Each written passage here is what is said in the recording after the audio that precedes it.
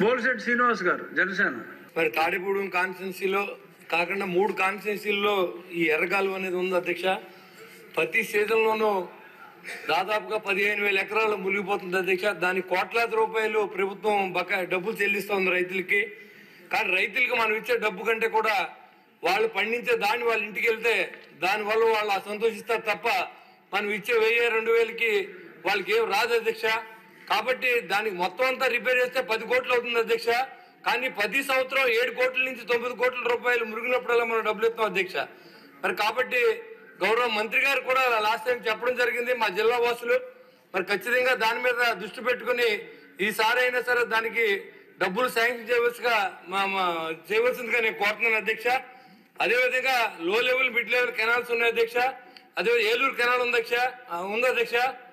ఎక్కడా కూడా అవన్నీ సిల్ట్ తీగ 7 సంవత్సరాలుగా అన్ని మురుకాలలో తయారైన అధ్యక్ష. దాంట్లోనే మంచినీళ్ళు తాగుతారు అధ్యక్ష విలేజ్లో. మరి దాని మీద శ్రద్ధ చూపించి కనీసం సిల్ట్ తీయమని కూడా గత సీజన్లో కూడా మనం అడిగాం. దురదృష్టవశాత్తు 7 సంవత్సరాల నుంచి గత ప్రభుత్వం కూడా ₹1 కూడా దానికి ఇవ్వలేదు అధ్యక్ష. మరి ఈ సంవత్సరం మంత్రి గారిని అడిగాం. మరి ఆర్థిక ఇబ్బందుల వల్ల ఇవ్వలేకపోయారు. అయినప్పుడు కూడా చాలా ప్రాజెక్టులు ఆంధ్ర రాష్ట్రంలో కడుతున్నారు. ఆ రోజు మరి పశ్చిమ గోదావరి జిల్లా అంటే ధాన్యాగారం అని ఆయనే చెప్పారు. మరి ఆ రోజు కాటన్ మన సైడ్ వేసిన కాలువలు తప్ప ఈ రోజు వరకు ఎవరో దాన్ని సరిగా శ్రద్ధ తీసుకోలేదు అధ్యక్ష.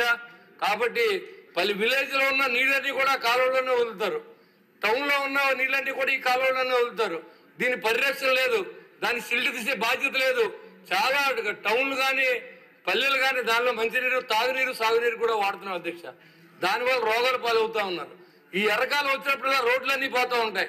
ఇప్పుడు ఇప్పుడు వచ్చిన మేము 14 నెలల్లో కూడా ఏ రోడ్లు కూడా మనం వేసుకోలేకపోయాం అధ్యక్ష. కాబట్టి ఇవన్నీ కూడా మంత్రి గారి దృష్టికి వెళ్ళి ఈ సీజన్ అయినా ఈ వేసవికాలంలోనైనా మాకు ఈ ఎర్రకాలను బాగు చేసుకునే విధంగా ఈ 3 కెనాల్స్ ని సిల్ట్ తీసే విధంగా ఆదేశాలు ఇవ్వాలని చెప్పి ముఖ్యమంత్రి గారికి చెప్పి మరి నిధులు కేటాయించాలని చెప్పి రామారెడ్డి గారిని మిమ్మల్ని కోరుతున్నాను అధ్యక్ష. Thank you very much.